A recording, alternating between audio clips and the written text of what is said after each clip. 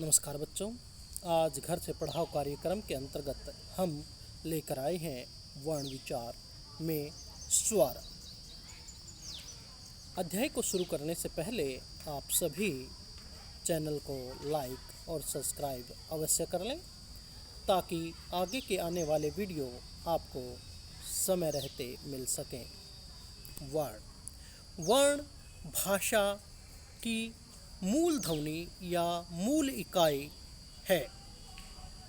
वर्ण उस मूल ध्वनि को कहते हैं जिसके खंड या टुकड़े नहीं किए जा सकते, जैसे ए, आ, ई, ऊ, ए, ऐ, ओ, औ आदि। क, ख, ग ये भी सारे वर्ण के अंतर्गत आते हैं।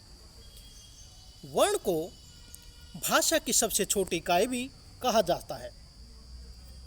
इसे ध्वनि के रूप में भी जाना जाता है।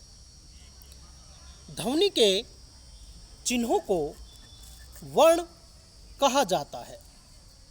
हिंदी भाषा में 52 वर्णों की संख्या है। एक अन्य आधार पर जिसके टुकड़े न किए जा सकें उसे वर्ण कहते हैं। अंग्रेजी भाषा में वर्ण 26 हैं और हमारी हिंदी भाषा में वर्णों की संख्या 52 दी गई है, जिसमें 11 स्वर, 33 व्यंजन, 2 आयोगवह, आगत, संयुक्ताक्षर आदि। आज हमारा मुख्य जो विषय है वह है स्वर। वर्ण के 2 भेद हैं और उच्चारण के आधार पर भी स्वर के 2 भेद हैं। समय लगने के आधार पर स्वर के 3 भेद हैं। नंबर 1 ह्रस्व स्वर, नंबर 2 दीर्घ स्वर और नंबर 3 प्लुत स्वर।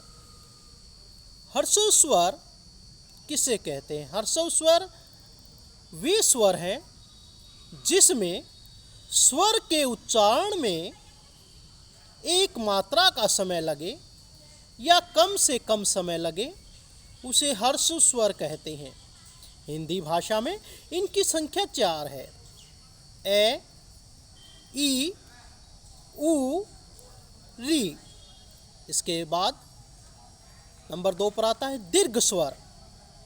समय के आधार पर या मात्रा के आधार पर दीर्घ अर्थात दुगना, बड़ा। जिन स्वरों के उच्चारण में ह्रस्व से दुगना समय लगे उन्हें दीर्घ स्वर कहते हैं। आ, ई, ऊ, ए, ऐ, ओ, औ। इस आधार पर